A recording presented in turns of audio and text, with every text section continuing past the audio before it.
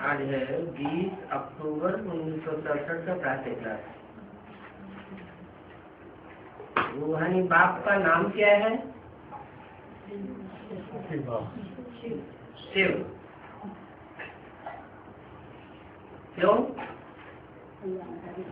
नाम किस आधार पर पड़ता है? काम के आधार पर नाम पड़ता है। उनकी आत्मा का ही नाम शिव है और उनके शरीर का नाम होता है। जो भी आत्माएं हैं उन सबके शरीर का नाम और उनके आत्मा का नाम शिव है। ऐसे क्यों?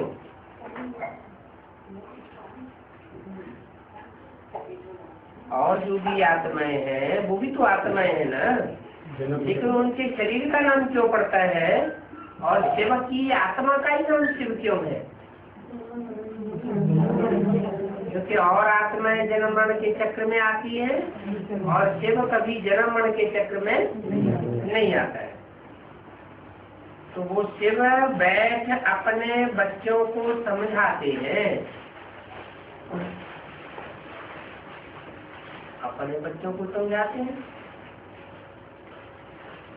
पराये बच्चों को क्यों नहीं समझाते?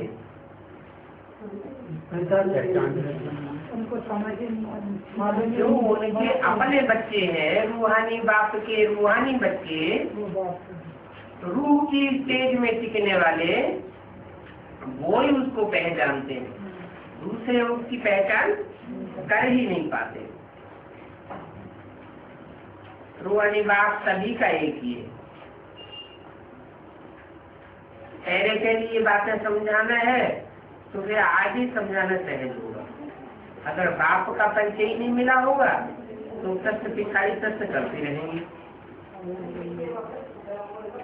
तो पहली बात कोई को क्या समझानी चाहिए कि आपका बाप कौन है, आप कौन है और आपका बाप कौन है। तो पहले ये निश्चय बिठाना है गीता का भगवान वो निराकार है।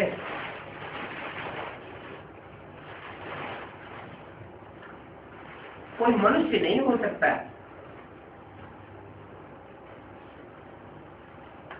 पहले चित्त ये रखना है कि गीता का भगवान कौन है, जिससे रचयिता भगवान सिद्ध हो जाए। पतित पावन परम पिता परमात्मा ही हमको समझाए गए हैं कि गीता का भगवान कृष्ण नहीं है। कृष्ण तो साकार सृष्टि का पहला पत्ता है। गीता का भगवान स्वयं निराकार शिव है। तो पहले ये निश्चय कराना है। सारी दुनिया को ये पता नहीं है कि गीता का भगवान कौन है। गीता का भगवान कोई साकार नहीं हो सकता। गीता का भगवान निराकार ही है। वो तो कृष्ण के लिए कह देते हैं। हम कहते हैं परम पिता परमात्मा निराकार शिव गीता का भगवान है। वो ही ज्ञान का सागर है। पहले लिए निश्चय बिठाना है। मुख्य है सर्वशास्त्रमय शिरोमणि गीता। भगवान के लिए ही कहते हैं प्रभु तेरी गतिमति न्यारी। कृष्ण के लिए ऐसे थोड़ी कहेंगे। बाप जो सत्य है वो तो जरूर सत्य ही सुनावेंगे, और जो सत्य है वही कल्याणकारी है। जो असत्य है वो कभी कल्याणकारी नहीं हो सकता। दुनिया पहले नई सत्व प्रधान थी, अभी दुनिया पुरानी तमो प्रधान है। तो नई सत्व प्रधान दुनिया किसने बनाई? कहेंगे सत्य शिव ने बनाई। तो दुनिया को बदलने वाला एक ही सत्य बाप है। और बाप कैसे बदलते हैं वो भी समझाना चाहिए। आत्मा जब सत्व प्रधान बने तब दुनिया भी सत्व प्रधान बने। आत्मा एक तमो प्रधान बन गई तो दुनिया भी तमो प्रधान बन गई। पहले पहले तुम बच्चों को अंतर्मुख होना है। अंतर्मुख होना अर्थात आत्म की स्थिति निश्चित होना, आत्मा को याद करना। जाति टिक टिक नहीं करनी है। कोई भी अंदर घुसते हैं तो बहुत चित्र देख करके पूछते हैं, तो पहले पहले समझाने ही एक बात की चाहिए ताकि उनको जाति पूछने की मार्जिन ही न मिले। बोलो पहले तो एक बात पर निश्चय करो, फिर हम आपको समझाते। तो तुम 84 जन्म के चक्र पर ले आ सकते हो। बाप कहते हैं मैं बहुत जन्मों के अंत में प्रवेश करता हूँ। ये प्रजापिता ब्रह्मा तो पतित है, इनको बाप कहते हैं। अपने जन्मों को नहीं जानते। बाप हमको प्रजापिता ब्रह्मा द्वारा बैठ समझाते हैं।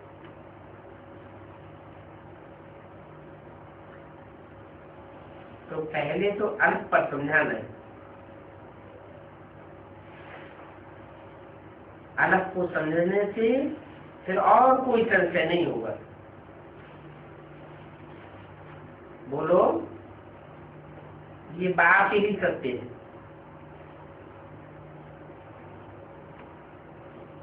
वो कब असत्य नहीं बताते, सत्य संग ही स्थापन करते हैं। वेद का बाप ही राज्य सिखलाते हैं। शिवरात्रि गाई जाती है तो जरूर शिव यहाँ आए होंगे और रात्रि में ही आए होंगे। अज्ञान को अज्ञान रात्रि कहा जाता है। जब सारी दुनिया में आत्मा के बारे में, परमात्मा के बारे में कोई नहीं जानता, तो जैसे अज्ञानमयी दुनिया हो गई, ऐसी अज्ञानमयी रात्रि में बाप आते हैं, कहते हैं मैं ब्रह्मा द्वारा स्थापना करता हूँ।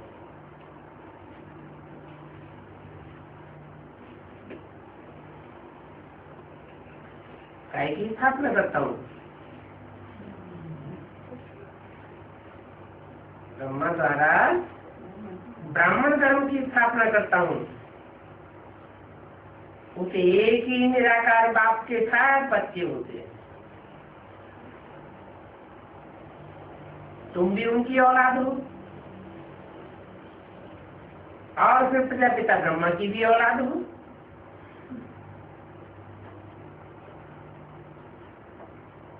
प्रजापिता ब्रह्मा द्वारा स्थापना की तो जरूर ब्राह्मण और ब्राह्मणी होंगे, बहन भाई हो गए। ऐसा ख्याल रखने से पवित्रता रहती है। गृहस्थ व्यवहार में रहते पवित्र रहना है। बहन भाई की फिर कब मंडल दृष्टि नहीं होनी चाहिए। 21 जन्मों के लिए दृष्टि सुधर जाती है। और ये शिक्षा तो बाप ही देंगे ना। आकर की कैरेक्टर सुधारते हैं। इस पुरानी पतित दुनिया में कोई का भी कैरेक्टर नहीं है, सब कैरेक्टर लेस है, क्योंकि सब में 5 विकार और है ही पतित विषय सब पुरानी दुनिया। फिर वाइसलेस दुनिया कैसे बनेगी? जब सब पतित हैं तो पतित दुनिया को पावन कैसे बनाया जाए? सिवाय बाप के और कोई तो बना नहीं सके। अभी बाप पवित्र बनाए रहे हैं तो है ये सब गुप्त बातें। हम सब आत्मा हैं, आत्माओं को परमात्मा बाप से मिलना है, सभी पुरुषार्थ करते रहते हैं भगवान से मिलने के लिए। भगवान एक ही निराकार है, हम आत्मा भी निराकारी दुनिया से आते हैं, परंतु हम आते हैं तो सृष्टि रूपी रंगमंच पर पाठ बजाते हैं 84 के चक्र में आकर देह का लगाव लग जाता है।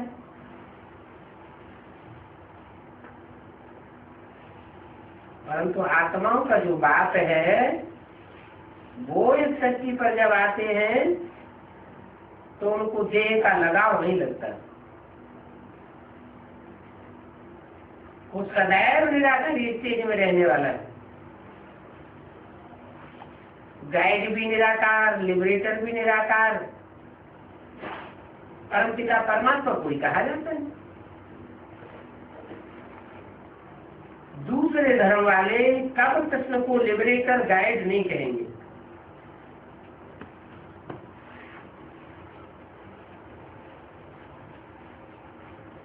परमपिता परमात्मा ही आए लिबरेट करते हैं, अर्थात तमो प्रधान से सतो प्रधान बनाते हैं, गाइड भी करते हैं। तो पहले पहले बाप का परिचय देना होता है। वो बाप ही गीता का भगवान है।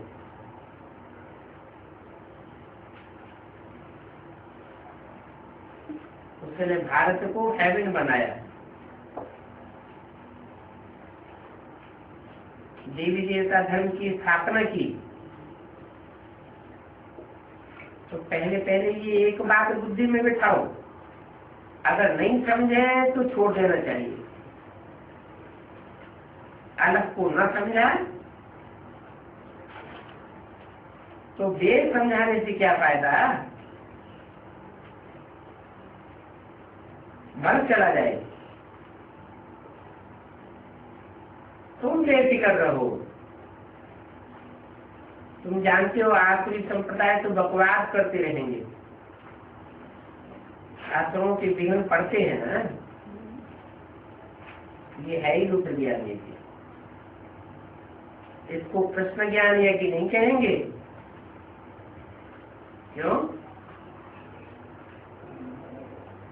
कृष्ण के द्वारा मुरली चलाकर ज्ञान नहीं सुनाया गया?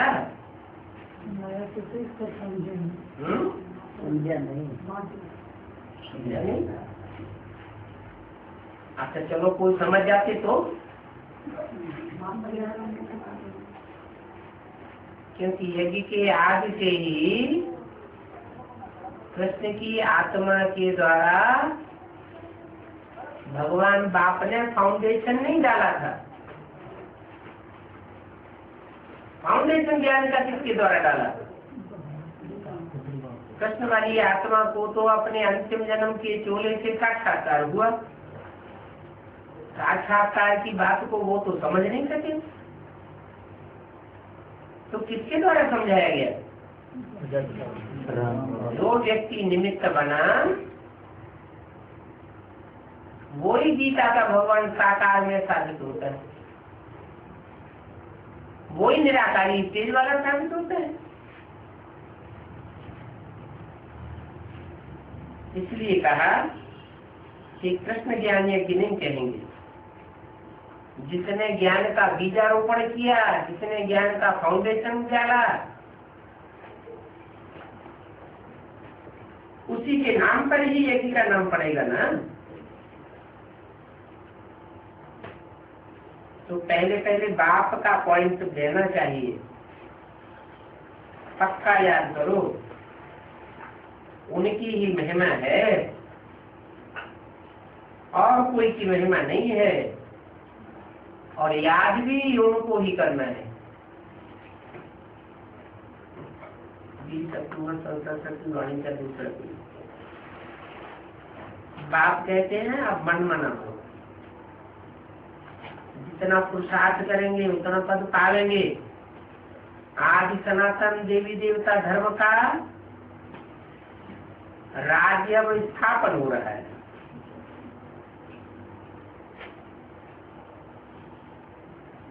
इनकी डायनेस्टी है और धर्म वालों की कोई डायनेस्टी नहीं स्थापन होती है। और धर्म वाले क्या करते हैं? जैसे इब्राहिम बुद्ध क्राइस्ट आए तो उन्होंने क्या किया?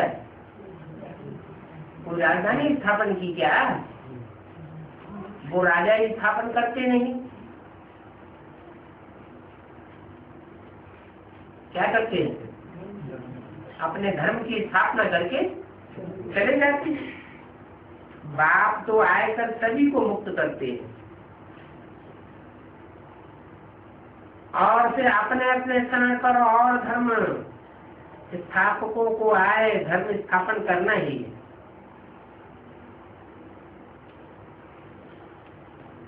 वृद्धि होनी है, पतित बनना ही है। पतित से पावन बनाना ये तो एक ही बाप का काम है।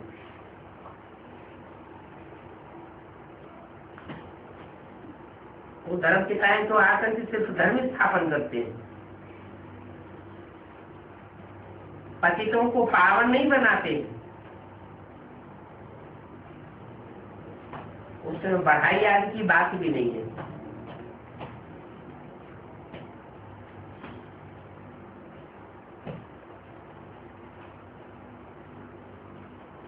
बढ़ाई सिर्फ रहेगी एक की,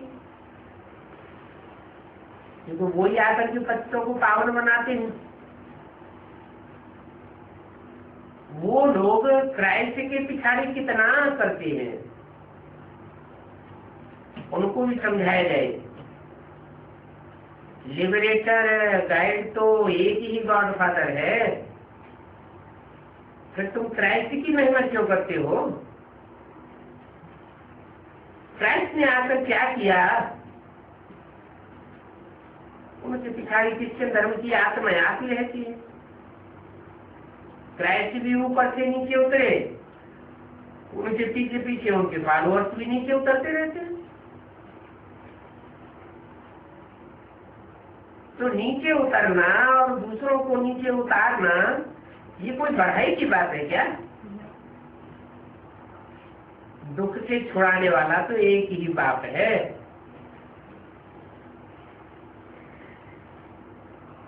तो ये सब पॉइंट्स अच्छी रीति बुद्धि में धारण करनी है। एक गॉड को ही मर्सीफुल कहा जाता है।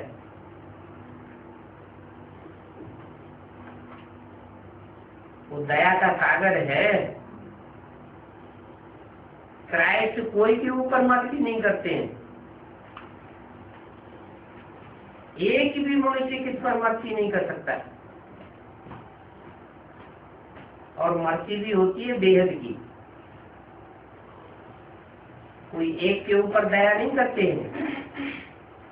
मनुष्य मात्र की गति और सदगति करके जाते हैं।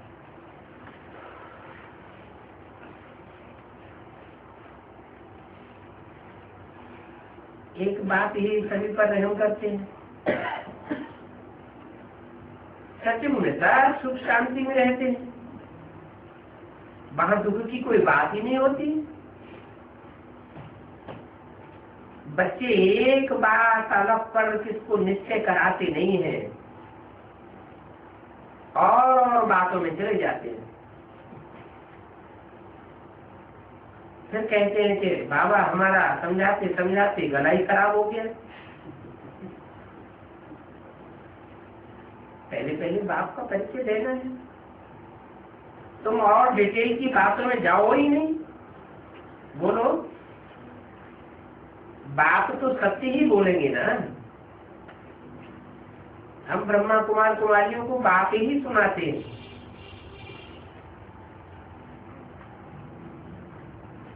ये चित्र भी बाप ने बनवाए। इस उसमें संशय नहीं लाना चाहिए। संशय बुद्धि भी नहीं चलती, निश्चय बुद्धि भी जयंती। पहले तुम अपन को आत्मा समझ बाप को याद करो तो तुम्हारे विकल्प विनाश हो जाएंगे। और इसके अलावा कोई उपाय नहीं है। पतित पावन बाप ही है। बाप कहते हैं अब देह के सर्व संबंधों को छोड़ माने कब याद करो, और फर्क भी बताना।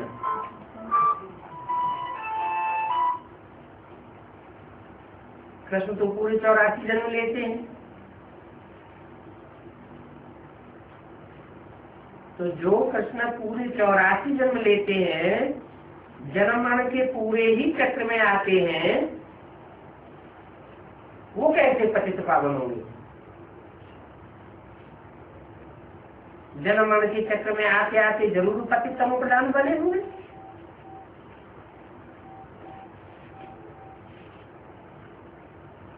जिसमें प्रवेश करते हैं उसको भी पुरुषार्थ करके सतोप्रधान बनना है।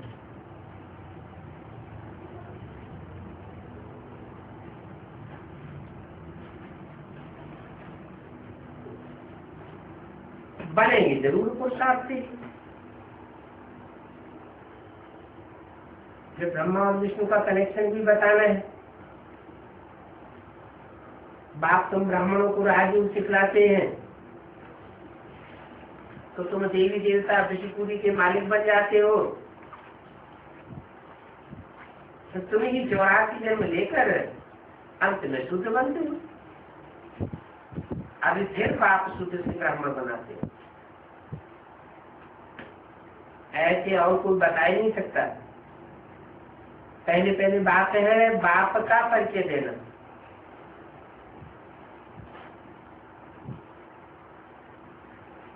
इस हिसाब से गीता भागवत रामायण आदि सारी झूठी हो गई।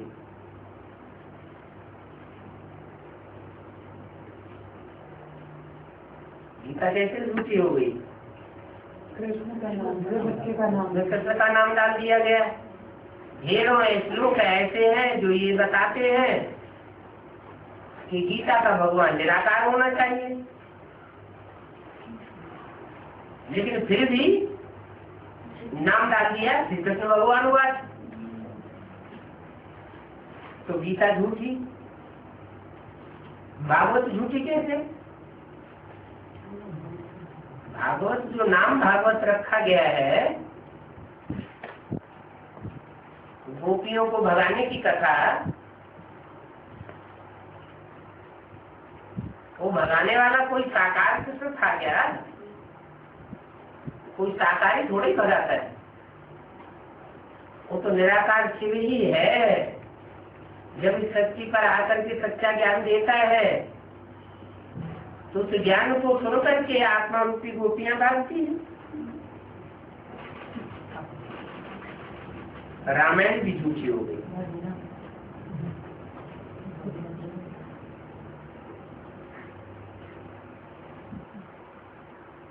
भक्ति मार्ग है ही झूठ खंड। बाप कहते हैं मुझे ही पतितों को पावन बनाने के लिए आना पड़ता है। क्यों?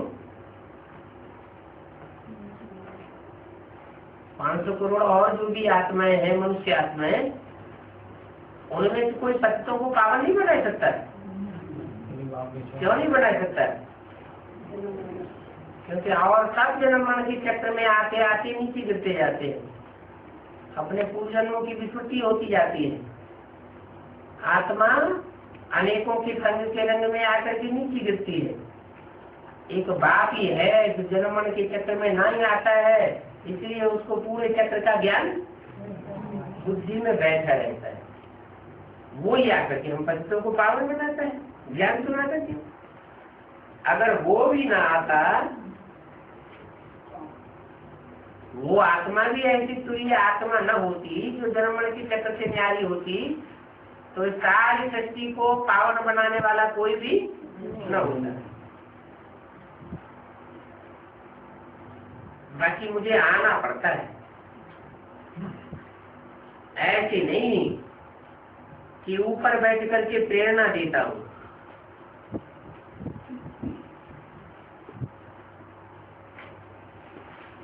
प्रेरणा देने से काम नहीं चलेगा। मुझे आना पड़ता है ज्ञान सुनाने के लिए, पतितों को पावन बनाने के लिए।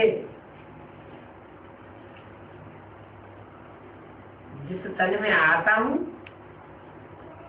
पतितों को पावन बनाने के लिए, उनका नाम है भागीरथ, अर्थात भाग्यशाली रथ। वो भाग्यशाली कब बनते हैं? जब उनमें प्रवेश करते हैं। ये है भी पतित। बहुत जन्मों के अंत का ही ये जन्म है।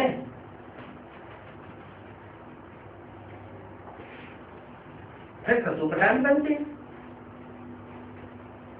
इसके लिए बाप युक्ति बतलाते हैं कि अपन को आत्मा समझ माम एक याद करो। मैं ही सर्वशक्तिवान हूँ।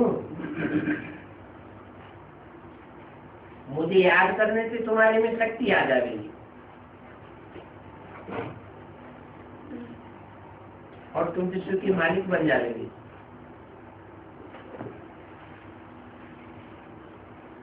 ये लक्ष्मी नारायण का बच्चा इन्हों को बाप से मिला है। कैसे मिला वो भी समझाते।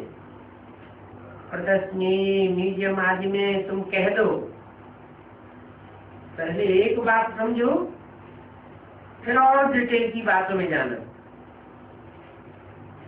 ये बात बहुत जरूरी है समझाना। अगर ये बात नहीं समझेंगे तो दुखों से छूट नहीं सकेंगे। पहले जब तक निश्चय नहीं किया है तो आगे तुम कुछ भी नहीं समझेंगे। इस बात का निश्चय नहीं किया है? बाप का निश्चय नहीं किया है कि बाप आया हुआ है। बोलते हमने निश्चय कर लिया कि बाप बिंदु है, हम आत्माएं भी बिंदु हैं। बिंदु बिंदु आत्माओं का बाप ज्योति बिंदु शिव आया हुआ है, हमने मान लिया। तो क्या कहना चाहिए? आया हुआ है तो सर्वव्यापी है क्या? मेरे में, तेरे में, कीट पशु पक्षी पतंगों में, सब में है क्या? क्योंकि सबकी आत्मा तो ज्योति बिंदु है। तो कैसे पता लगे कि आया हुआ है? तो साबित करना पड़े वो आया हुआ है भाग्यशाली रथ में। भाग्यशाली रथ क्यों कहा गया? क्योंकि जिसमें आते हैं उसको पहले पहले सत्व प्रधान बनाते हैं। सबसे जास्ती संकरण किसको लगेगा? जिसमें मुकर्रर रूप से आते हैं उसको सबसे जास्ती संकरण लगता है। तो पहले पहले ये निश्चय समझाओ, निश्चय बैठाओ। एक समय सारी दुनिया भ्रष्टाचारी है। भ्रष्टाचारी होने के कारण बुद्धि भ्रष्ट हो गई। ये भी तुम जानते हो देवी देवताओं की शिष्टाचारी दुनिया थी, औरों की बुद्धि में नहीं है। जो इस्लाम धर्म के पक्के होंगे, क्रिश्चियन धर्म के पक्के होंगे, बौद्ध धर्म के पक्के होंगे, उनकी बुद्धि में ये बात आवेगी ही नहीं। क्या कि सचिव त्रेता में कोई शिष्टाचारी दुनिया थी, शेष इंद्रियों से आचरण करते थे, संतान पैदा करते थे। ये उनकी बुद्धि में ये बात नहीं आवेगी। तुम्हारी बुद्धि में बैठती है।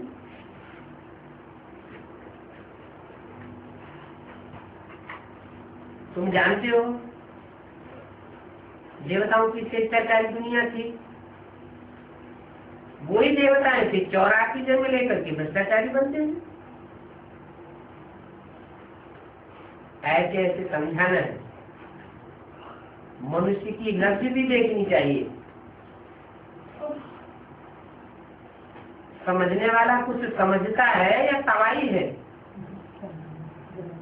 अगर तवाई है तो फिर छोड़ देना चाहिए, टाइम वेस्ट नहीं करना है। कौन पात्र है, कौन को पात्र है, इस बात को समझने की भी बुद्धि चाहिए।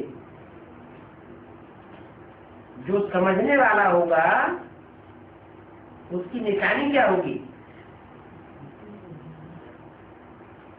कैसे पता चले कि ये समझ रहा है, ये नहीं समझ रहा है? जो समझने वाला होगा उसकी निशानी होगी, उसका चेहरा ही बदल जाएगा,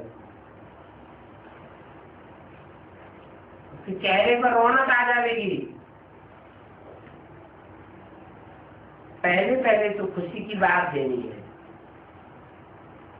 बेहद का बाप आया हुआ है और बेहद के बाप से बेहद का बर्तन मिलता है। बाबा जानते हैं याद की यात्रा में बच्चे बहुत ढीले हैं और बाप को याद करने की लिए मेहनत है। इसमें माया बहुत इंटरफियर करती है। ये भी खेल बना हुआ है। बाप समझाते हैं ये कैसे बना बनाया खेल है।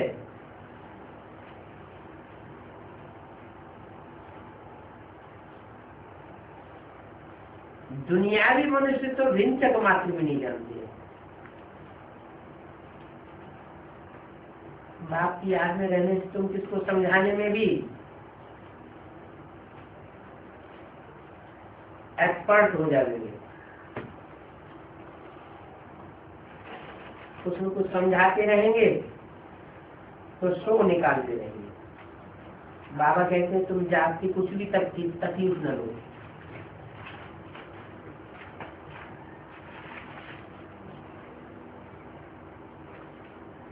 पक्का निश्चय बुद्धि बनकर रहो कि स्थापना तो जरूर होनी है, तंग नहीं होना चाहिए।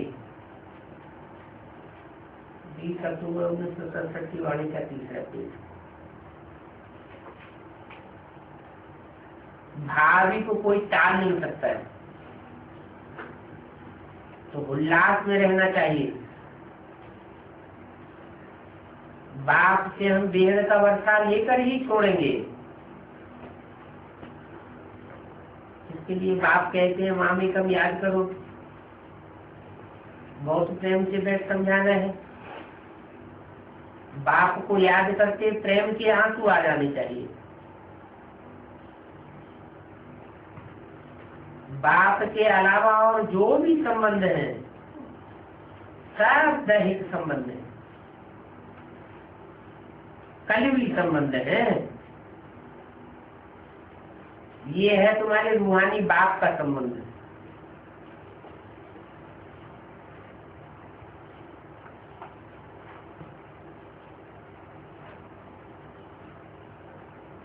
याद करते करते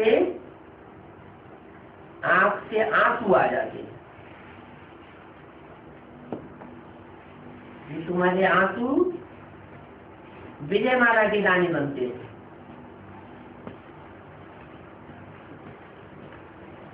बहुत थोड़े हैं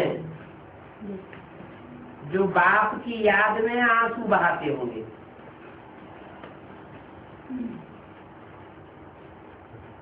ऐसे प्रेम से याद करने वाले बहुत थोड़े हैं।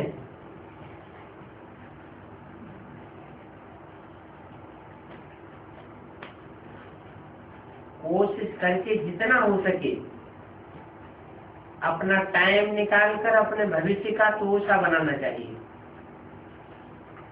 प्रदर्शनी में इतने ढेर बच्चे हैं,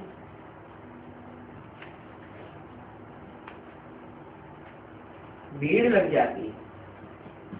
इतने बच्चे नहीं होना चाहिए। और न प्रदर्शनी में इतने चित्रों की भी दरकार है। नंबर 1 चित्र है गीता का, भगवान कौन है। इसके बाद में लक्ष्मी नारायण का चित्र रख सकते हो, कीड़ी का रख सकते हो, बस। बाकी और कोई चित्र इतने काम के नहीं है। भक्ति मार्ग में कितने चित्र आदि बनाते रहते हैं, कितने शास्त्र आदि हैं। इस ज्ञान मार्ग में शास्त्रों की अथवा लिखत आदि की कोई दरकार नहीं है। ये तो साफ बुद्धि से समझने की बात है।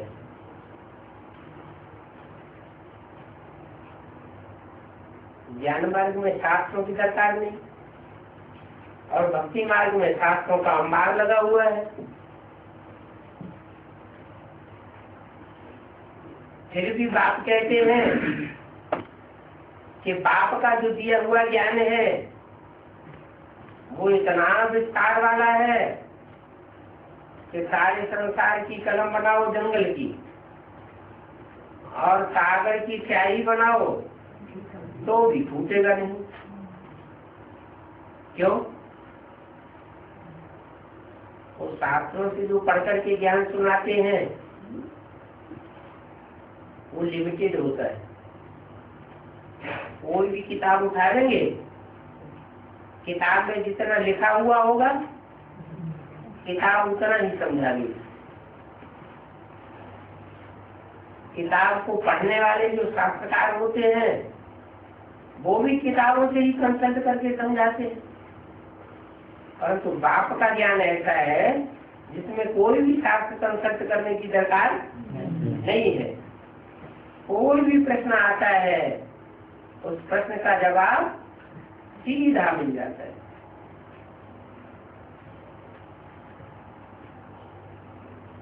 तो बताया इस ज्ञान मार्ग में शास्त्रों आदि की लिखत का कोई दरकार नहीं है। ये सब बुद्धि से समझने की बातें हैं, और एक बार बुद्धि से समझ लिया तो बुद्धि में बैठ जाएगा। जितना हो सके याद की यात्रा को बढ़ाना है, क्योंकि मूल ठिकराहट ही रहनी है पति से पावन बनने की। बाबा का बन करके और फिर बाबा के आगे सजा खावेंगे, ये तो बड़ी दुर्गति की बात है। अब याद की यात्रा पर नहीं रहेंगे तो फिर बाप के सजा खाने के समय बहुत लज्जा आएगी। बाप के सामने लज्जा आएगी ना, सजा न खानी पड़े, ये सबसे जाति फुरना रखना है।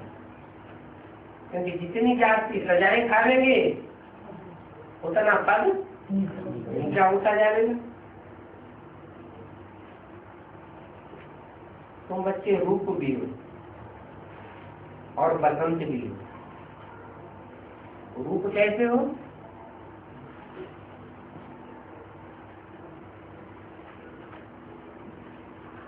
बाप को याद करते हो ना, तो जिसको याद किया जाता है उसका रूप भी याद आता है। जिसको याद करते हो क्या है? सत्य तो है ही, कल्याणकारी तो है ही, लेकिन बहुत सुंदर है। उसमें सुंदरता का पारावार भरा हुआ है। तो सुंदर को याद करेंगे तो कैसे बन जाएंगे? सुंदर बन जाएंगे। इसलिए तुम्हारा नाम रूप भी है। तुम बसंत भी हो। बसंत ऋतु आती है तो चारों ओर खुशबू ही खुशबू फैल जाती है। तो तुम भी जब बाप की याद में रहते हो तो बीजरू की तेज रहने के कारण तुम्हारी बुद्धि तीक्ष्ण हो जाती है। तीक्ष्ण बुद्धि में, तीखी बुद्धि में गहरा तीखा ज्ञान बनता है। ज्ञान की खुशबू तुम चारों ओर फैलाते हो। जितना ज्ञान भरा हुआ होगा उतने दैवी गुण भी आते जाएंगे, बुद्धि में बैठता जाएगा। ये गुण है, ये अवगुण है, बाप हमको यह सिखाते हैं, माया हमको यह सिखाती है। तो जितना हो सके याद की यात्रा को बढ़ाना है। बाबा भी कहते हैं कि मैं भी रूप हूं और बसंत भी हूं।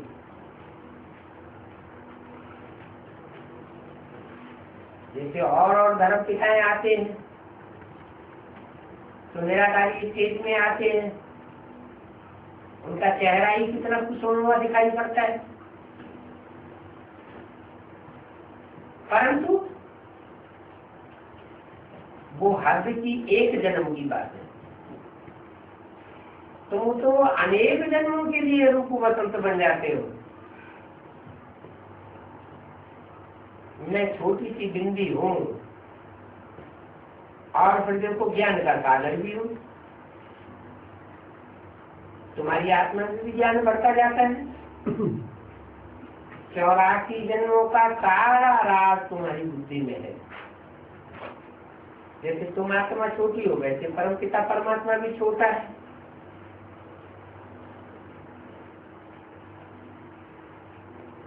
परंतु सुप्रीम सोल है।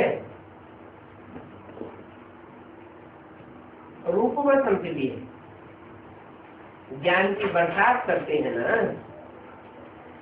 ज्ञान का एक एक रत्न कितना अमूल्य होता है। इन रत्नों की वैल्यू कोई कर नहीं सकता। इसलिए बाबा कहते हैं तुम बच्चे ही पद्म पद्म भाग्यशाली हो, क्योंकि तुम इन ज्ञान रत्नों को धारण करते हो और धर्म की आत्मा तो इन ज्ञान धारण रत्नों को उतना धारण ही नहीं कर सकती। तो देखो तुम्हारी चरणों में पद्म की निशानी भी दिखाते, कहते हैं ना चरण कमल।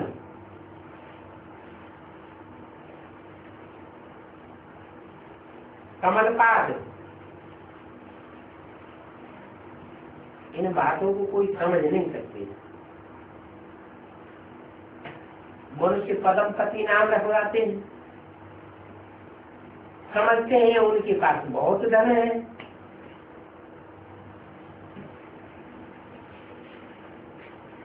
पद्मापति का एक सरनेम भी रखते हैं।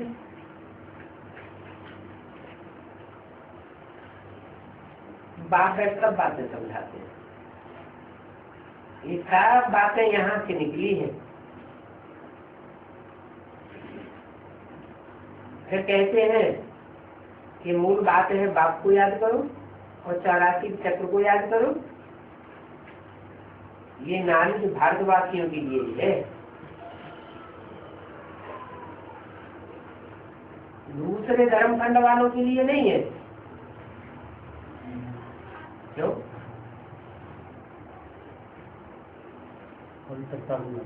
दूसरे धर्म खंड के लोग जो हैं वो माला में नहीं आते हैं क्या?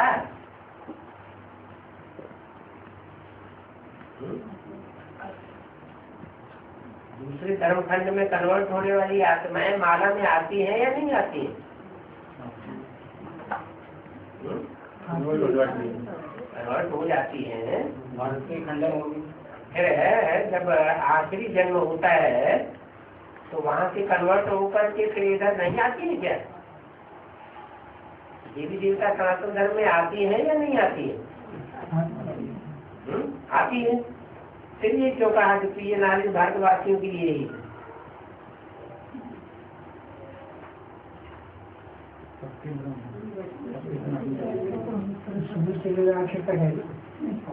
भारत अखंड, भारत के वो खंड। हाँ, वो तो जो भी आत्माएं भारत की ही थी बड़ी कन्वर्ट होकर के विदेशों में चली जाती है, फिर भारत की बन जाती है। तुम ही 84 जन्म लेते हो।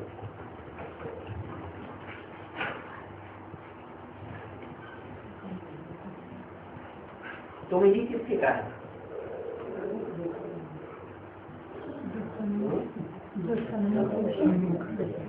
वो 84 जन्म नहीं लेते, तुम लेते हो 84 जन्म। तुम 84 जन्म लेते माना बाप के सन्मुख आकर जो पढ़ते हैं आज से अंत तक, उनके लिए बोला। ये भी समझ की बात है। और सन्यासी आदि धर्म वालों को सुदर्शन चक्रधारी नहीं कहेंगे। क्यों?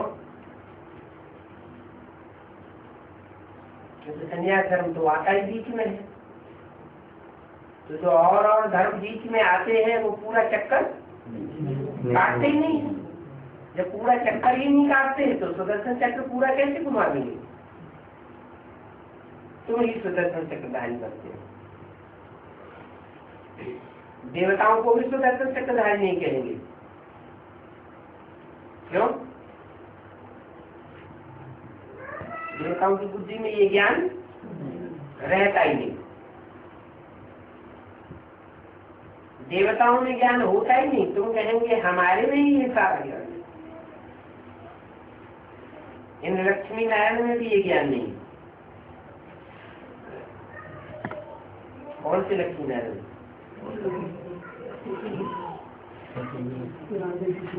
लक्ष्मी नारायण सतयुग के जो मालिक हैं उनमें भी ये सारा ज्ञान नहीं रहता। तो कौन से लक्ष्मी नारायण में ज्ञान होता है? जो विश्व के मालिक बनते हैं, नर से नारायण बनते हैं, उनमें ये सारा ज्ञान मौजूद होता है। मनुष्य सुनकर के समझ जाएगा। बाप तो यथार्थ बात समझाते हैं। ये ज्ञान बड़ा वंडरफुल है। तुम कितने गुड स्टूडेंट हो। तुम कहेंगे हम पाठशाला में जाते हैं, पाठशाला में भगवान आकर हमको पढ़ाते हैं। अच्छा, तुम्हारी अहम ऑब्जेक्ट क्या है? हमारी अहम ऑब्जेक्ट है ये लक्ष्मी नारायण बनेंगे। मनुष्य सुन करके बाहर हो जाएंगे।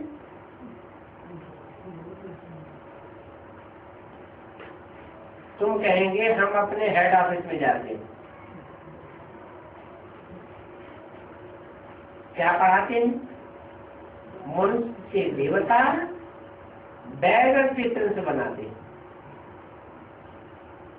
बाप हमको सतु प्रधान से, बाप हमको तमो प्रधान से सतु प्रधान बनाते हैं। तुम्हारी ये चित्र बड़े काम की है, फर्स्ट क्लास है। और ये धन दान भी हमेशा पात्र को किया जाता है।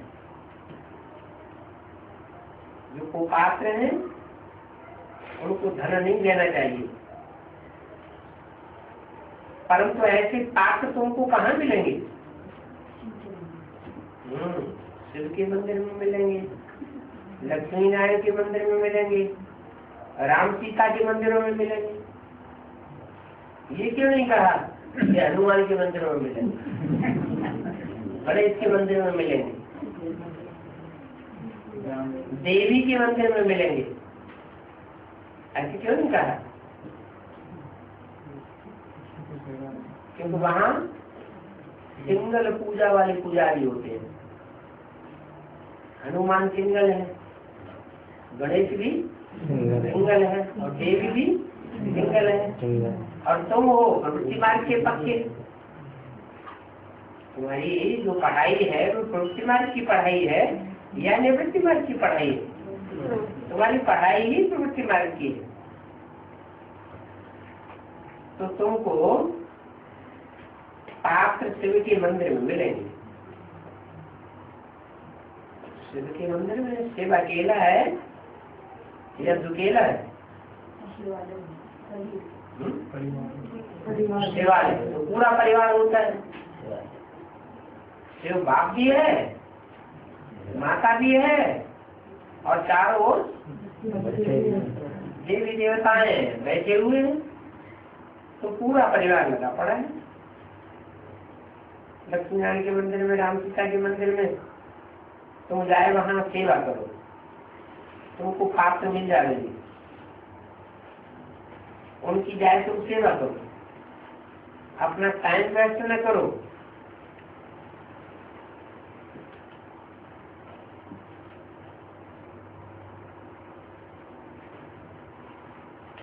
कहीं पर भी जाए तुम ये समझाओ, पतित पावनी गंगा है या परमपिता परमात्मा है?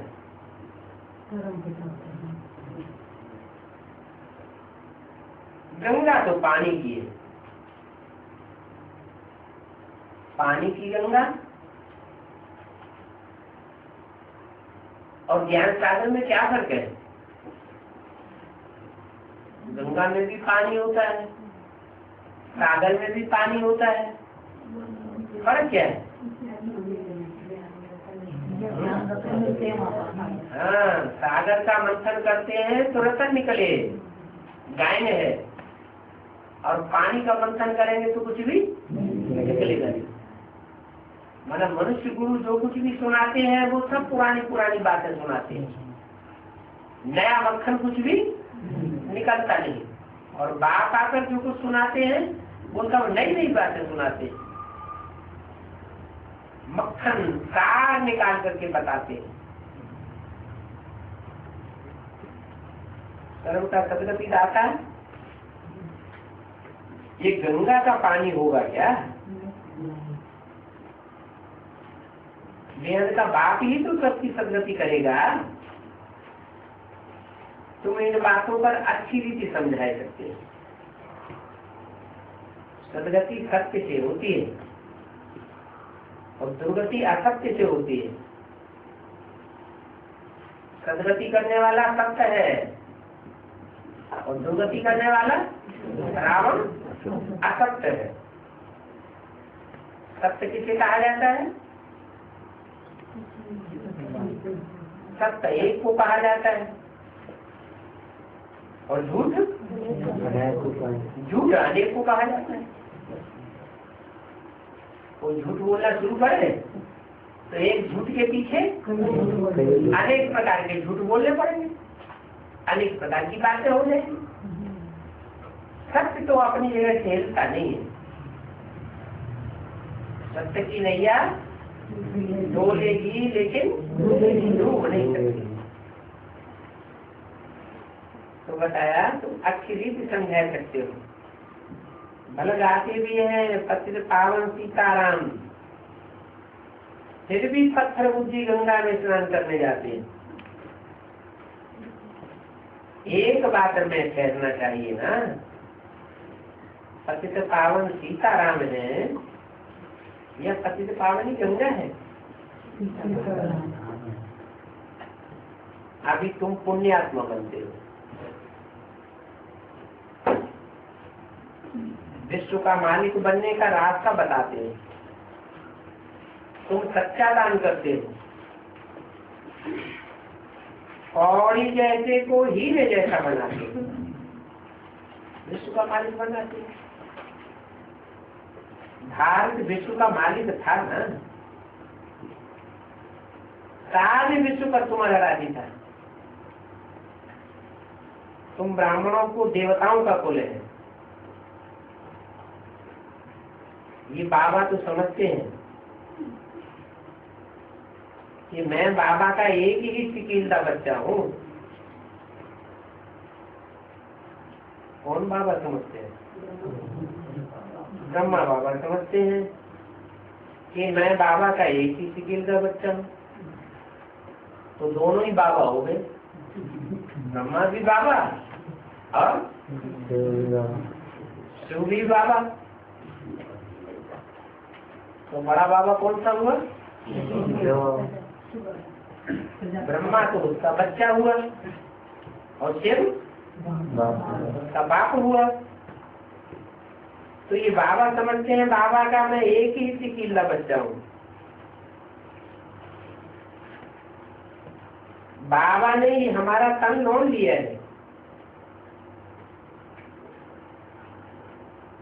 तुम्हारे सिवाय ये बातें और कोई समझ नहीं करता। लोन लिया हुआ तन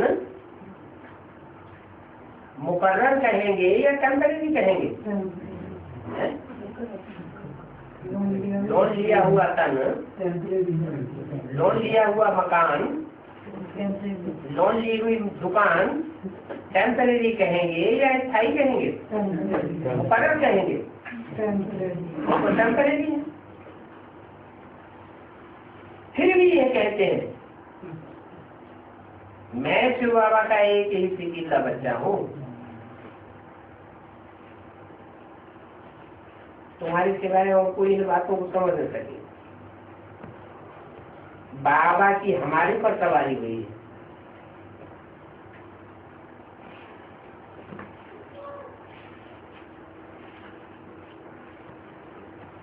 हमने अपना शरीर दिया है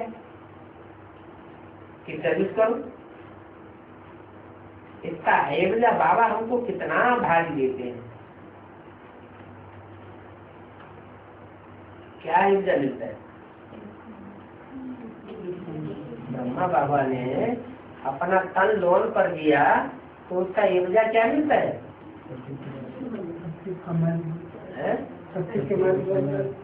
सचिव के मालिक बन जाते हैं। अच्छा, बनना क्या चाहिए? बनना चाहिए विश्व का मालिक। तो ये बात उनकी बुद्धि में क्यों नहीं बैठी? हाँ, जितना मुरली में बाबा ने सुना दिया उतनी बात उन्होंने सुन ली और धारण कर ली।